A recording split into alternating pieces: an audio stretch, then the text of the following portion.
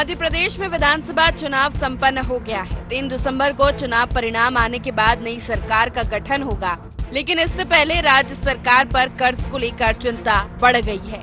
ऐसे में नई सरकार को विरासत में 3.85 करोड़ रुपए का कर्ज मिलेगा। 3.85 करोड़ का ये मतलब है कि प्रदेश के प्रत्येक नागरिक पर 47,000 रुपए का कर्ज है। राज्य सरकार की आमदनी 2.25 लाख करोड़ है।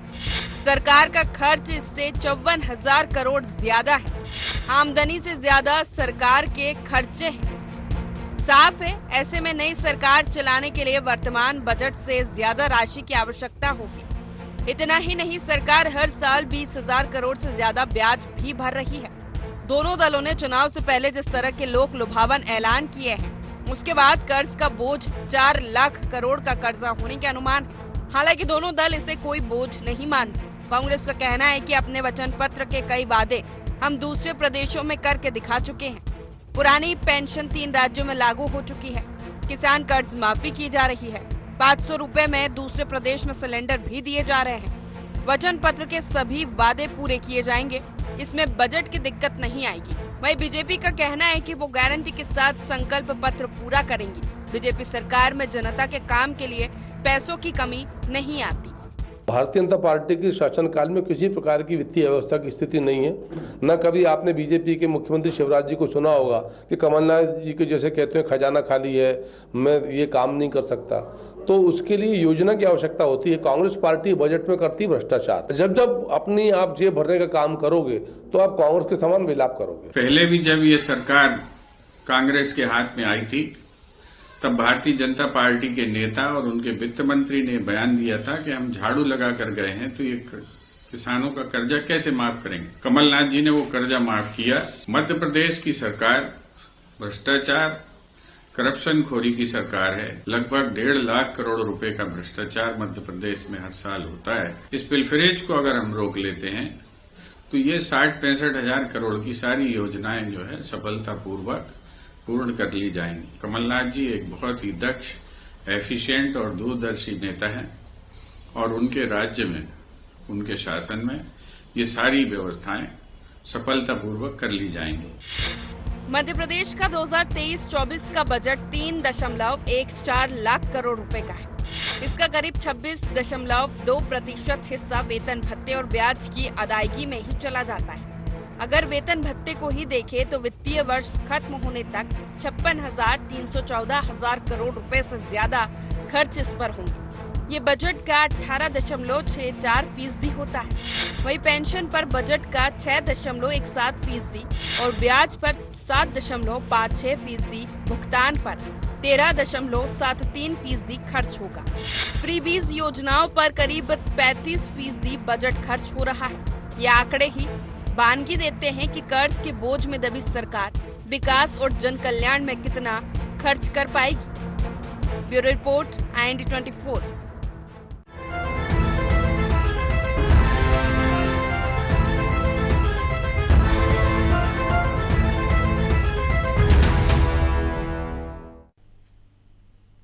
नमस्कार, IND एजेंडा कर्ज की विरासत में आपका स्वागत है। मैं हूं राजेश सक्सेना। आज इसी मुद्दे पर, इसी विषय पर चर्चा करेंगे, लेकिन उससे पहले देख लेते हैं एजेंडा पॉइंट्स।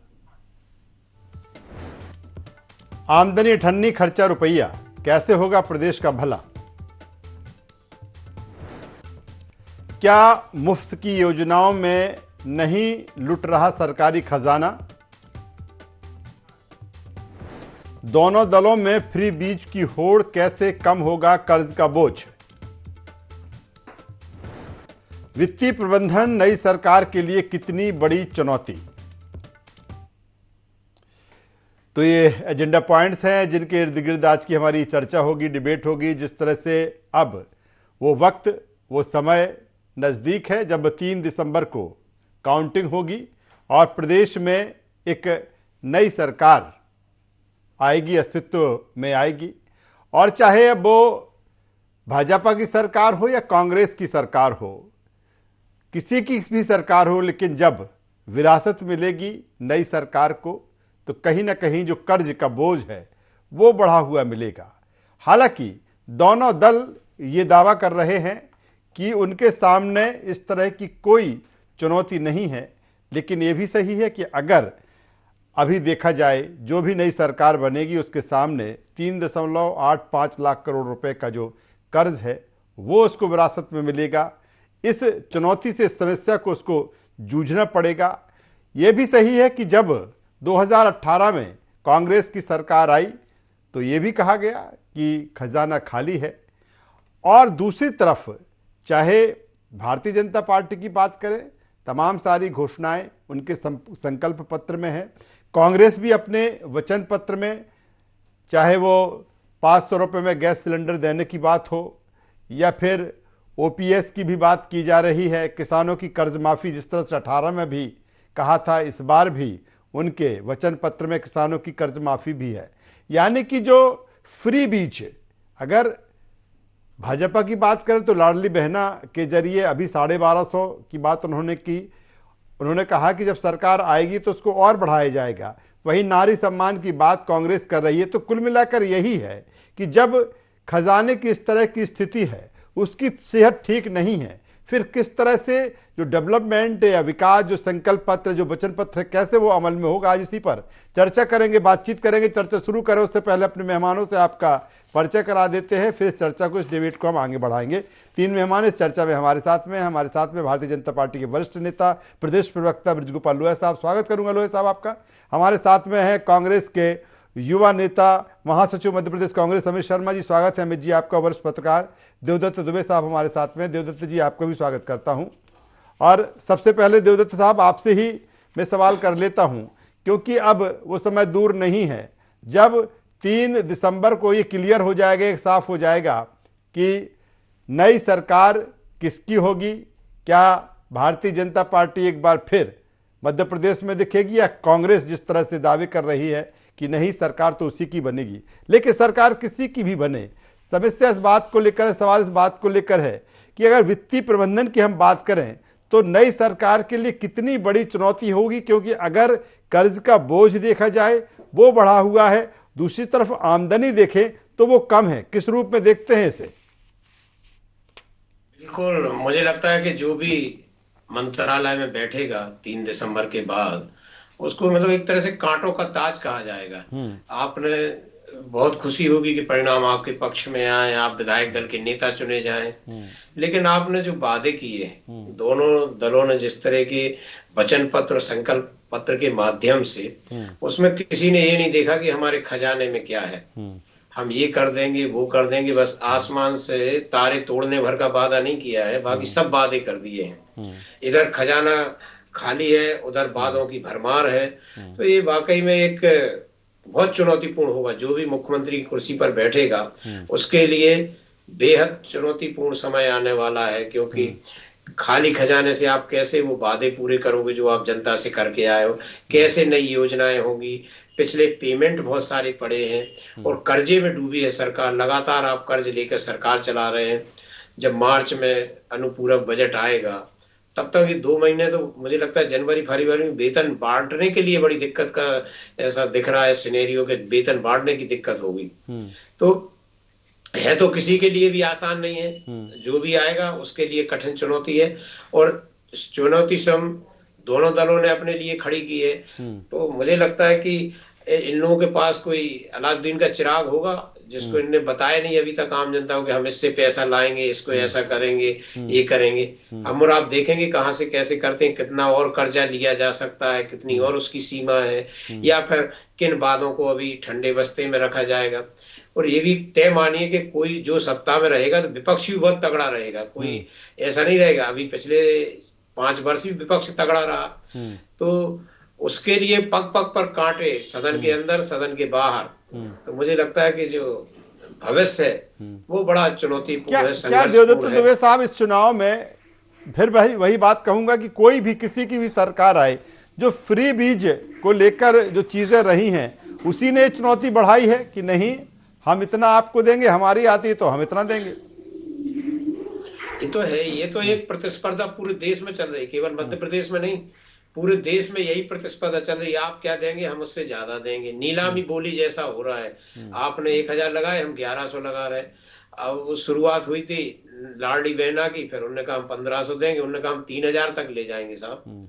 तो ये जो प्रतिस्पर्धा हुई कहीं रुकने वाली नहीं है। ये आप पार्टी ने गनीमत रही कि उसने ऐसी कोई घोषणा इसलिए नहीं कर पाई, शायद उसको पता होगा कि हम सरकार में आ नहीं रहे। अन्यथा जहां दिल्ली और पंजाब में उसने जिस तरीके से फ्री बिजली, फ्री पानी और भी चीजें, यहाँ भी 100 यूनिट बिजली फ्री की कांग्रेस ने बात की है, एक 500 में सिलेंडर देने की, एक 450 में।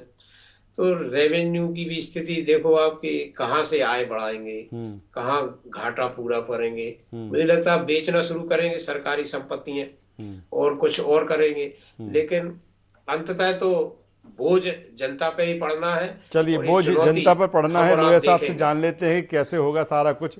लोया साहब, कि जिस तरह से जो चीज़ें हैं जिसका जिक्र आज हम कर रहे हैं, लगातार उसी गुणा गणत पर रोज चर्चा हुई कि कौन आगे किससे निकल रहा है, कौन पीछे, कौन से फैक्टर। लेकिन ये भी एक अहम सवाल है, एक अहम मुद्दा है कि किसी की भी सरकार आती है, अगर भारतीय जनता पार्टी की भी सरकार आती है, तो जो चीज़ें हैं और तमाम सारी चीज़ें, मुझे लगता है कि इस चुनाव में भारतीय जनता पार्टी ने भी बढ़ चढ़ कर भी वादे किए हैं कि उनकी सरकार बनती है तो इस तरह की चीज़ें, कैसे सारी चीज़ें होंगी, क्योंकि जिस तरह से सेहत है खजाने की वो बेहतर नहीं दिख रही है। राजेश जी, अगर आप हमारा घोषणा पत्र देखेंगे और सरकार का पिछले समय का काम देखेंगे तो हमने इस पे कुछ वृद्धि की चर्चाएं की है, परंतु हमने इस तरह की कोई चर्चा नहीं की है जिस तरह की चर्चाएं कांग्रेस पार्टी ने की है। एक बात है। दूसरी बात यह है कि 3 तारीख को के बाद भी मध्य प्रदेश की सरकार भारतीय जनता पार्टी के पास रहने वाली है, तो इसलिए कांग्रेस को उसकी भी चिंता करने की आवश्यकता नहीं है। मगर तीसरी बात जो आपने आज प्रश्न रखा है उस पर वास्तव में चर्चा होनी चाहिए। मैं भी उसका समर्थन करता हूं कि मध्य प्रदेश की सरकार पर कर्ज बढ़ा है ये सच है, परंतु उसकी तुलना अन्य राज्यों से की जानी चाहिए। अब हम किन किन राज्यों से करते हैं, देखिए, एक बात मैं, कुछ बातें राजनीति में स्वीकार करनी चाहिए। महाराष्ट्र और गुजरात ये 2 ऐसे राज्य हैं जिन पर कर्ज जीएसडीपी का अनुपात अगर बात करेंगे तो मध्य प्रदेश से कम है। महाराष्ट्र पर 18.2% है और गुजरात पर 18.8% है। मध्य प्रदेश पर लगभग 26% है अपने जीएसडीपी का कर्जा।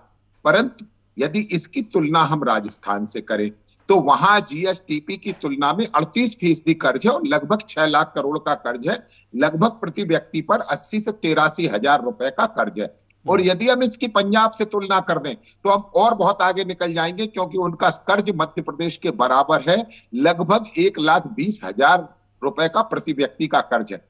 महत्वपूर्ण यह है कि जिसकी हम चर्चा करना चाहते हैं कि कर्ज लिया किस लिए जा रहा है। यदि कर्ज मध्य प्रदेश की अर्थव्यवस्था को आगे ले जाने के लिए किया जा रहा है या मध्य प्रदेश के साधनों को विलासिता पर खर्च करने के लिए किया जा रहा है, ये सबसे महत्वपूर्ण प्रश्न है। कांग्रेस की सरकारों के दौरान हमेशा ये बातें आती हैं। 10 वर्ष का दिग्विजय सिंह जी का शासनकाल आप पूरा उठाकर देख लीजिए, चाहे जब वेतन और भत्ते रुक जाया करते थे, आर्थिक अनुशासन नहीं था। इसके बाद से भारतीय जनता पार्टी की सरकार आई और आपको याद है कि सोनिया जी के रिमोट से चलने वाली मनमोहन जी की यूपीए की सरकार ने मध्य प्रदेश के वित्तीय अनुशासन को देश में सर्वश्रेष्ठ माना था और वो आज भी है। उसके बाद एक और सरकार बीच में आ गई 15 महीने के लिए और पूरे 15 महीने पूरा मध्य प्रदेश की 8 करोड़ जनता ये सुनते सुनते 15 महीने में थक गई कि खजाना खाली है, खजाना खाली है। उसके तुरंत बाद कोविड जैसी परिस्थिति का मध्य प्रदेश की अर्थव्यवस्था ने सामना किया और हम पूरे विश्वास के साथ कहते हैं कि हम सरकार चलाने में आगे आने वाले 5 साल भी कभी वित्तीय अनियमितता नहीं होने देंगे मध्य प्रदेश में और कभी धन का रोना जनता के बीच में नहीं रोएंगे, क्योंकि मध्य प्रदेश की इकोनॉमी में भी हमने ग्रूम दिया है। 2003 में 23,000 करोड़ का बजट था जो 2023 में 3,14,000 करोड़ का हुआ और 19.7% की दर से जिस रेट से मध्य प्रदेश की जीडीपी बढ़ रही है उसके आधार पर मैं विश्वास के साथ कह सकता हूं कि जो मार्च में बजट प्रस्तुत होगा मध्य प्रदेश का वो लगभग 4 लाख करोड़ का बजट होगा। तो इसलिए मध्य प्रदेश की जनता को आपके माध्यम से आश्वस्त करना चाहता हूं कि आपने जो भारतीय जनता पार्टी को अपना समर्थन दिया है वो मध्य प्रदेश की अर्थव्यवस्था को गति नहीं जाने। अर्थव्यवस्था बेहतर है, मजबूत है और इकोनॉमी की बात की जाए, खजाने की बात की जाए, उसकी सेहत बेहतर है। सीधे अमित शर्मा जी के पास में आ जाता हूं। अमित शर्मा जी, जिस तरह से अगर कांग्रेस की ही बात कर लें, क्योंकि जो स्थिति है, और जो फिर वही बात करूंगा कि कर्ज की जो विरासत मुझे लगता है, हालांकि अब कैसे मैनेज होगा, लोहिया साहब कह रहे हैं कि बेहतर तरीके से सारी जो घोषणाएं की गई हैं उनके जो संकल्प पत्र में है वो पूरा करेंगे अगर उनकी सरकार आती। फिर ये भी मैं लगातार जोड़ता जाता हूं क्योंकि हमें 3 दिसंबर का भी इंतजार करना होगा। अमित जी, कांग्रेस किस तरह से लेती है इस आर्थिक सेहत को, खजाने को? क्योंकि आप पर बार बार यही आता कि जब 18 में आप आए तो आपने कहा खजाना खाली है, लेकिन अब उसके पहले भी आपकी भी तमाम सारे वचन पत्र में घोषणाएं हैं। देखिए, मैं सबसे पहले तो भारतीय जनता पार्टी के ब्रजगोपाल जी की बात का बिंदुवार उत्तर दूं कि भारतीय जनता पार्टी और कांग्रेस में ये अंतर है कि भारतीय जनता पार्टी अभी जो हमेशा से 18 साल से मुंगेरी लाल के हसीन सपने दिखाकर जनता को झूठी घोषणाओं में गुमराह करने का काम और प्रदेश को अंधकार में धकेलने का काम जो भारतीय जनता पार्टी ने किया है, उसकी प्रामाणिकता के कुछ अंश बताना चाहता हूं। उसकी शुरुआत में दिग्विजय सिंह जी के शासनकाल से करना चाहता हूं। जो भारतीय जनता पार्टी जब जब चुनाव लड़ती है, अपने 20 वर्ष के शासन को छोड़कर 2003 के पहले के दिग्विजय सिंह जी के शासन को पहुंच जाती है। 2003 में 9,000 करोड़ रुपए मध्य प्रदेश की सरकार पर बोझ था, कर्ज था। आज वर्तमान में 2023 तक 20 वर्षों में सत्ता का शासन करते हुए आज भारतीय जनता पार्टी ने प्रति आय और प्रति आय के द्वारा प्रति कर्ज जो है मध्य प्रदेश में आय से ज्यादा बढ़ाकर कर्ज डालने का काम 3.25 लाख करोड़ रुपए का कर्ज लेकर मध्य प्रदेश की सरकार ने किया। यह अंतर है। दिग्विजय सिंह जी के शासन काल में आज जहां बिजली की खपत कम हुआ करती थी, जहां बिजली उत्पादन नहीं हुआ करती थी, आज चाहे सारणी का प्लांट हो, चाहे 4 बड़े प्लांट हो, भारतीय जनता पार्टी ने 2000 में उन प्लांटों का निर्माण हुआ, 2006 तक वो प्लांट पूरे हुए। आज मध्य प्रदेश में सरप्लस बिजली का और पीठ थपथपाने का काम जो आज भारतीय जनता पार्टी ने करा है, उसमें दिग्विजय सिंह की याद नहीं आएगी। आज जब दिग्विजय सिंह जी की याद आती है इनको रोडों के मामले में, जब आप देख लीजिए, जब अटल बिहारी जी की सरकार मध्य प्रदेश में थी तो हमें मात्र 3,000 करोड़ रुपए मिलता था, और जब यूपीए 1 की सरकार केंद्र में आई तो मध्य प्रदेश को 1,72,000 करोड़ रुपए अनुदान मध्य प्रदेश की सरकार को हुआ। हमने उसमें भेदभाव करने का काम नहीं किया। आज एक तरफ ये स्मार्ट सिटी की बात इनकी केंद्र की सरकार में करते हैं और प्रतिवर्ष 100 करोड़ रुपए देने की बात करते हैं। कितने स्मार्ट शहर बन गए, ना लोहिया जी से छुपाए, ना मध्य प्रदेश की जनता से छुपाए, भोपाल की स्मार्ट सिटी की क्या हालात हैं। हमने स्मार्ट सिटी बनाने का वादा तो नहीं किया था, लेकिन जनता को निर्माण देकर उनके वादों को पूरा करने का वचन यूपीए 1 की सरकार ने करा। और शहरी विकास योजना के अंदर नगरीय जवाहरलाल नेहरू अर्बन मिशन योजना में भोपाल जैसे शहर को 2153 करोड़ रुपए का लाभ दिलाया। और उसका लाभ का अंतर यह है, आज लोहिया जी और मुख्यमंत्री जो आज मां नर्मदा का जल पी रहे हैं, वो कहीं ना कहीं उस पैसे से आने का काम किया गया। आज मैं आपको बता दूं कि बेरोजगारी की दर जब कितनी थी और आज 2023 के 20 वर्ष में भ्रष्टाचार 50% पहुंचने के बाद आज दर 1.5 करोड़ लोग नौजवान मध्य प्रदेश से बेरोजगार बैठा है। मध्य प्रदेश का व्यक्ति लगातार पलायन कर रहा है। हम शिक्षा जगत की बात करें, हम आज स्कॉलरशिप की बात करें, मैं बात समाप्त करूंगा। दूसरी बात, आज शिक्षा जगत की यह हालत है कि राजेश जी, जिस तरीके से मध्य प्रदेश के नौजवान ने पलायन करा और महिलाओं पर अत्याचार की बात करें या आदिवासी पर कर्ज की बात करें, तो मध्य प्रदेश को केंद्र की तरह बेचने का काम और उस पर कर्जा लेकर भ्रष्टाचार की बड़े चलाने का काम आज भारतीय जनता पार्टी के लोग। चलिए अमित जी, लोहिया साहब की बात सुन ले। लोहिया साहब जवाब दे दीजिए। मैं बड़ी अपेक्षा कर रहा था कि मेरे कांग्रेस के मित्र कह रहे थे कि मैं लोहिया जी की बात का जवाब दूंगा। मैंने कर्ज के दाएं बाएं कोई चर्चा नहीं करी। आपको ये समझने का प्रयत्न करना पड़ेगा कि चुनाव हो चुका है, सच बोलने का समय है। अब आप भारतीय जनता पार्टी की आलोचना करना बंद करिए, अब वास्तविकता को स्वीकार करिए। क्या इस वास्तविकता को आप स्वीकार करेंगे कि जिस पंजाब के निर्माण से लेकर आज तक कभी भारतीय जनता पार्टी सरकार में नहीं रही, उस पर सबसे ज्यादा प्रतिवर्ती कर्ज है। आज देश में सर्वाधिक कर्ज राजस्थान की सरकार पर है। जो एक वर्ष में 84,000 करोड़ बढ़ा 22 से 23 के बीच में। तो क्या इस सत्य को स्वीकार करने की कोशिश करेंगे? एक बात और जिसपे आपने राजेश जी चर्चा प्रारंभ की थी, वो मैं जरूर आपका ध्यान आकर्षित करना चाहूंगा। कांग्रेस किस तरह झूठ बोलती है मैं बताता हूं। अभी आपने देखा होगा कि कांग्रेस के मीडिया विभाग के उपाध्यक्ष भूपेंद्र गुप्ता जी ये कह रहे थे कि जिस तरह हमने 3 राज्यों में ओल्ड पेंशन स्कीम लागू करी है उसमें करेंगे। मैं भूपेंद्र जी आपसे आग्रह करना चाहता हूं, आप आज राजस्थान कांग्रेस का घोषणा पत्र आज जो अशोक गहलोत जी ने और मल्लिकार्जुन खड़गे जी ने जारी किया है, जरा उसे पढ़ लीजिए। आपने आज फिर उसमें घोषणा में कहा है कि हम ओल्ड पेंशन स्कीम लागू करेंगे। जहां 5 साल से सरकार में हो वहां किसी को कुछ देना नहीं, वहां सब कुछ भ्रष्टाचार की बलि चढ़ा देना। और मैंने फिर से कहा था, एक और झूठ है, मैं आपको बता दूं कि 2003 में मध्य प्रदेश पर जाइए, गूगल सर्च कर लीजिए, मध्य प्रदेश की सरकार और मध्य प्रदेश पर 40,000 करोड़ का कर्ज था, 23,000 करोड़ का बजट था, यानी अपने बजट से दुगना कर्ज था। और आज अपने बजट के बराबर कर्ज मध्य प्रदेश पर है। एक बात और कह के बात खत्म कर दूंगा कि 2003 तक मध्य प्रदेश की सरकार अपनी राजस्व वसूली का 23.2% हिस्सा ब्याज की अदायगी पर खर्च करती थी, आज जो 16.8% कर रही है।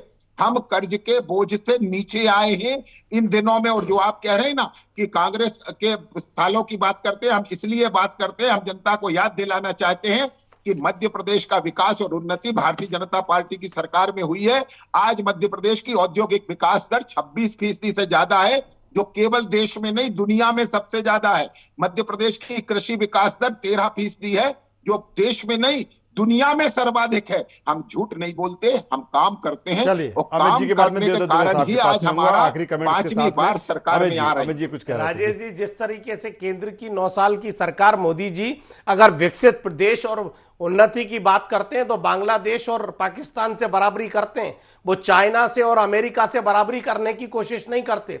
दूसरी बात, लोहा जी बता रहे थे कि कितना कर्जा था। मैं आपको बताना चाहता हूं कि जिस तरीके से भ्रष्टाचार की बलि आपने मध्य प्रदेश में चढ़ा दी, हमेशा बात आप मध्य प्रदेश की हो रही है, आप राजस्थान ले जा रहे हैं, आप उस बात को पंजाब ले जा रहे हैं, आप गुजरात ले जा रहे हैं। अरे पंजाब के किसानों की आर्थिक अर्थव्यवस्था और मध्य प्रदेश के आदिवासियों की आर्थिक अर्थव्यवस्था में जमीन आसमान का अंतर है। लोया जी, वहां पर गुजरात के अंदर व्यापारियों की अर्थव्यवस्था और जीएसटी का एक अलग अनुदान है। मध्य प्रदेश में अनुसूचित जाति और गरीब धरती पर गरीब किसान, गरीब मजदूर का जो बेरोजगार नौजवान है उसका एक अलग स्थान है। आप चलिए, मैं लगता हूँ फायर राउंड कर देता हूँ दोनों मेहमानों का आमने सामने। आप गुजरात से नहीं कर सकते। आप हमेशा आपने ये झूठ बोलने का काम किया, आपने प्रदेश को गुमराह करने का काम किया।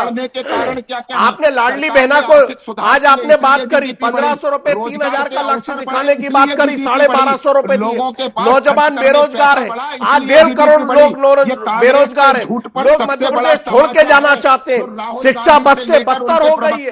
और आज जिस तरीके से आप लोग और प्रधानमंत्री कपड़े पहनने में 10-10 लाख का पेन लगाने में और देश की गाड़ी कमाई को अंधकार में और भ्रष्टाचार जोड़ने का काम जो भारतीय जनता पार्टी देश में और प्रदेश में शिवराज की सरकार ने किया, ये नौजवान बताएगा 3 तारीख को जब परिणाम आएंगे कि आप कितने ईमानदार थे। बड़ा देश का दुर्भाग्य मध्य प्रदेश के लोग बताएंगे आपको 17 तारीख को बटन उन्होंने दबाया है कि कमलनाथ पर भरोसा करते हैं, कि शिवराज की भ्रष्ट सरकार पर भरोसा करते हैं। आज गुमराह करने की आवश्यकता नहीं है। लोहा जी, मैं आपको जानकारी बता दूं, झूठे आंकड़े बंद कर दीजिए। ये गुमराह करना प्रदेश को अंधकार में पहुंचा दिया है। नौकरी है नहीं, अत्याचार देवदत्त दुबे साहब के पास में आता हूं फाइनल कमेंट्स के साथ। देवदत्त दुबे साहब के पास में आता हूं। ठीक है देवदत्त दुबे साहब, दोनों के अपने अपनी जो चीजें हैं, जो बातें हैं वो कह रहे हैं, लेकिन मेरा सवाल जब हम बात इसकी करते हैं कि कर्ज की विरासत मिलेगी, कर्ज बड़ा है, क्या किसकी भी सरकार बनती है उसके सामने ये भी चुनौती भी होगी कि अब इस सेहत को समय रहते कैसे दुरुस्त किया जाए। ठीक है, लगातार कर्ज लेके तमाम चाहे वो डेवलपमेंट की चीज़ें हों या फ्री ब्रिज की चीज़ें हों या फिर चुनावी जो घोषणाएं रही हैं वो हो, क्या ये भी होगा सरकार आते ही कि नहीं अब इसको कैसे पटरी पे लाया जाए, कैसे राजस्व बढ़े, ये भी एक चुनौती बड़ी होगी। इसके साथ साथ पैरेलल चलना होगा। देखिए राजेश जी, मैंने पहले कहा था कि कांटों का ताज है इस बार सीएम का पद। जो भी यदि कटौती करता है जो योजनाएं हैं जन कल्याण वाली, तो उसको जन आक्रोश का सामना करना पड़ेगा। और जिस तरह से वादे किए गए हैं उनको पूरा करते हैं तो फिर बहुत ज्यादा ऋण फिर लेना पड़ेगा। तो ये तो कुआ खाई की स्थिति रहेगी। लेकिन इसी को तो कहते हैं कि एक साहसिक निर्णय लेने वाला आदमी बैठे, और जो भी बैठे वो प्रदेश के हित में सोचे, राजस्व के बारे में सोचे, केवल वोट की चिंता और जीत के लिए ना करे काम, थोड़ा सा प्रदेश और राज्य जो राजधर्म का पालन है वो करे। तो ऐसा जनता को ही पता है कि आपकी मुश्किलें बहुत हैं, वो भी ये समझेगी, ऐसा नहीं कि वो नहीं समझेगी। और जो बेफालतू के जो खर्चे होते हैं, बहुत सारे फालतू खर्चे भी सरकार में होते हैं, उनमें कटौती करे। कितनी सारी चीजें हैं जिनमें बहुत कटौती की जा सकती है। कुछ संपत्तियां भी ऐसी हैं जो अनुपयोगी पड़ी हैं, उनको भी बेचकर एक संतुलन बनाना बहुत जरूरी है। इस कर्ज को कम करने और जरूरी योजनाओं को चालू रखने और विकास की गति भी बनाए रखना, क्योंकि मध्य प्रदेश इस समय देश के विकसित राज्यों में शुमार है और हम देश का हृदय स्थल इस समय सिरमौर बनने को है। तो उसमें सब लोग अपना अपना योगदान दें और ऐसा करें कि जिससे अच्छा एक प्रदेश जिसकी हम वासी हैं वो अच्छा रहे, कहीं कर्ज में ना डूबे, कहीं हम। चलिए, बेहतर बात देवेंद्र साहब आप कर रहे हैं। वोट की चिंता तो हो चुकी है, अब प्रदेश की चिंता, डेवलपमेंट की चिंता, विकास की चिंता और जो घोषणाएं की गई हैं अलग अलग योजनाओं के जरिए उसकी भी चिंता होगी। वो तो 3 दिसंबर के बाद, तीनों मेहमानों का यहाँ पर मैं धन्यवाद करता हूँ, शुक्रिया करता हूँ। तो 3 दिसंबर के बाद ये भी एक चुनौती होगी, चिंता होगी कि जिस तरह से जो रफ्तार विकास की है, डेवलपमेंट की है, जन कल्याणकारी योजनाओं की है, जिस तरह से राजनीतिक दलों ने वादे किए हैं जनता के साथ, उनको पूरा करने भी एक चुनौती होगी। लेकिन ये भी सही है कि जो सेहत है, खजाने की जो स्थिति है, कहीं ना कहीं वो कैसे हेल्दी हो, वो कैसे दुरुस्त हो, इस दिशा में भी जो भी सरकार आएगी उसको सोचना होगा। तभी एक बेहतर कल, बेहतर भविष्य, बेहतर एक मध्य प्रदेश हमें दिखेगा। IND एजेंडा है बस इतना ही। IND 24 पर खबरों का सिलसिला लगातार जारी है। आप बने रहिए हमारे साथ। नमस्कार।